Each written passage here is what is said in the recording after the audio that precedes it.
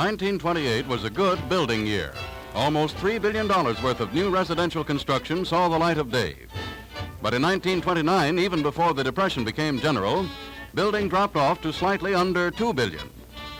Year after year throughout the Depression, this decline continued. Each succeeding drop meaning thousands more men laid off in the building and allied industries. Until in 1934, all of the new homes built in the United States were worth only $227 million. A decline of 92% from 1928. But due to the stimulation of the National Housing Act, 1935 presents a different picture. From every section of the country come reports of vastly increased building activity. Now in these pictures, we show you a few of the thousands of houses of all types that are currently under construction as a result of this building boom.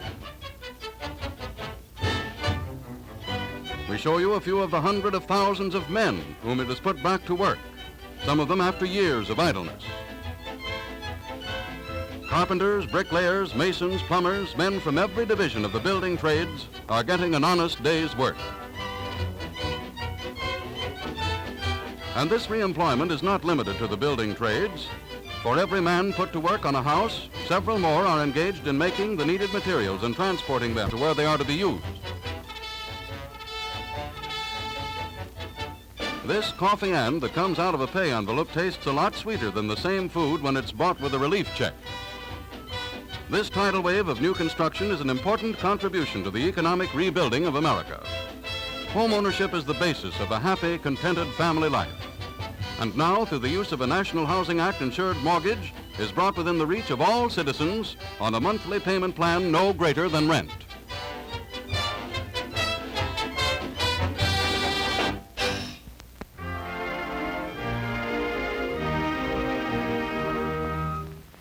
Thousands of people get a big thrill out of looking at model houses, and a much bigger thrill when they buy one. This couple is going through a model house now. Suppose we follow them. The husband apparently isn't very keen about it all, but you know how wives are. So in they go to this delightful living room. The girl is tremendously impressed with the room and its furnishings, but the fellow still just doesn't seem interested. Just give him, a good book and a comfortable chair. Until his wife sees him, then it's a different story. Get up out of there, boy, and get going. They find that the dining room is small, but adequate for their small family and for moderate entertaining. And so they pass on to the kitchen. This cheerful room with its many handy cabinets impresses even this skeptic. And his wife is entranced by the modern flat-topped stove. And by such convenient features as the sturdy built-in ironing board. Well, now let's see what we find upstairs. First, a peek into the guest room with its modern furniture. Then a glance into the bathroom with its glass dressing table. He likes this even though the water isn't turned on yet. Just a fleeting glimpse of the nursery, for they don't need this room yet. And then a thorough inspection of the master bedroom. This canopied bed strikes his fancy, and it seems quite comfortable, too. But the wife is more interested in the ample closet space.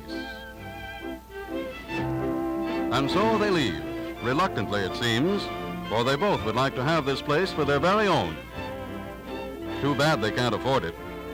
Ah, but maybe they can, for according to this sign, they can buy this house with monthly payments that are less than they now spend for rent.